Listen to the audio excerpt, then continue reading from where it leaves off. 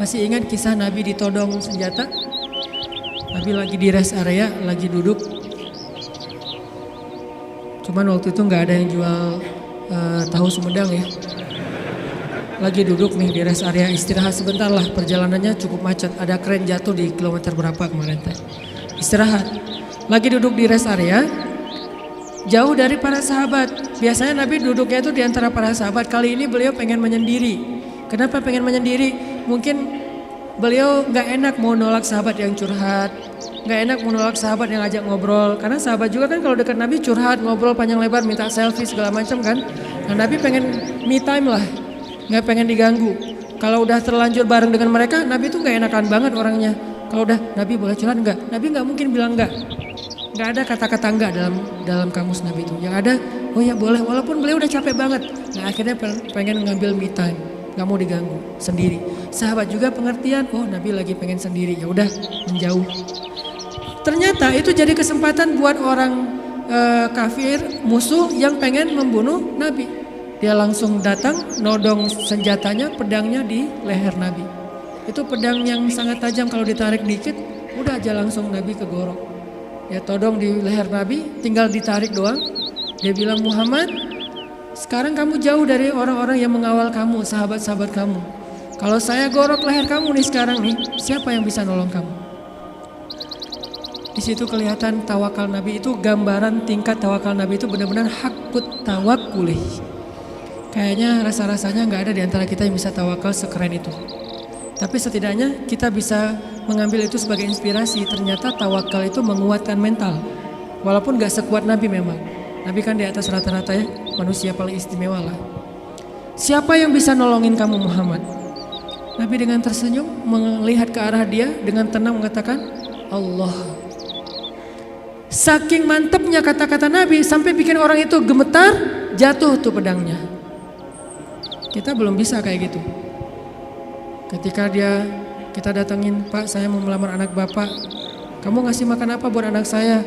Allah yang ngasih makan. Astagfirullahaladzim. Iya terima. Gak bisa. Langsung gemetar tuh orang. Mertua langsung gak bisa berdiri. Mana bisa kita naklukin mertua dengan kata-kata kayak gitu kan. Kemarin aja tadi pagi saya disuruh minta sharing di Mabes TNI aja. Saya yang gemetar. Biasanya kan enjoy gitu, ceramah santai dan cari-cari bahan ngebully. Mau ngebully TNI, bayangin. Di depan jenderal-jenderal, bintang 2, bintang 3, ini mau ngebully apa ini? Saya kan mati langkah kalau nggak ngebully ya. Jadi bingung mau kayak gimana. Udah aja kaku nggak jelas kayak itu, salting pokoknya sampai mereka juga ngeliat ini ceramah atau lagi curhat ya, nggak jelas gitu. Artinya kita tuh nggak punya mental kayak Nabi tuh. Menghadapi makhluk aja kadang-kadang keder. Nabi menghadapi orang yang satu-satunya paling memusuhi beliau, udah siap pengen menggal kepala beliau. Coba imajinasikan deh adegan itu. Karena kalau cuma baca teks sejarah nggak akan dapat apa-apa. Oh gitu doang. Padahal kita juga nggak bisa kayak gitu kan. Bisa nggak kita ketika lewat satu jalan terus digonggong sama gugup misalnya. Terus kita santai. Kamu dan saya sama-sama hamba Allah. Bisa nggak kayak gitu? Sehingga dia langsung melipir. Oh iya salah, sorry. Salah ngegonggong ustadz ya. Nggak gitu kan? Tetap aja kaget. Walaupun nggak takut mungkin kaget pasti dengan suaranya nyentangnya. Baru sekali dia bersuara langsung. Oh udah gitu jaim-jaim melihat orang ada yang lihat nggak saya kaget gitu kan ya. Tapi Nabi nggak sama sekali kayak gitu. Dia todong dan orangnya itu preman. Bayangin tatoan preman yang udah biasa bunuh orang buat dia itu kayak hobi, kayak kita ngopi gitu. Aduh hari ini belum bunuh orang gitu. Jadi sakit kepala kalau belum bunuh orang. Orang kayak gitu tuh nodong Nabi pakai senjata yang udah tajamnya luar biasa, ditarik sedikit langsung udah Nabi bisa kegorok. Nabi menjawab dengan tenang, Allah yang nolong saya. Dia gemetar, jatuh pedangnya diambil balik, ditodongin balik sama Nabi. Sekarang kalau saya pengen bunuh kamu, siapa yang nolong kamu? Kata dia, engkau wahai Muhammad. Nabi tersenyum, diambil pedangnya dikasih lagi kepada dia. Nabi gak takut dibalikin lagi kayak tadi, gak. Dikasih lagi sama Nabi. Nabi itu orangnya bisa menaklukkan hati orang seketika tuh.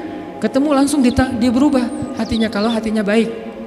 Satu-satunya yang nggak bisa ditaklukkan itu kalau hatinya memang diisi dengan kesombongan, karena itu sudah ditaklukkan oleh setan.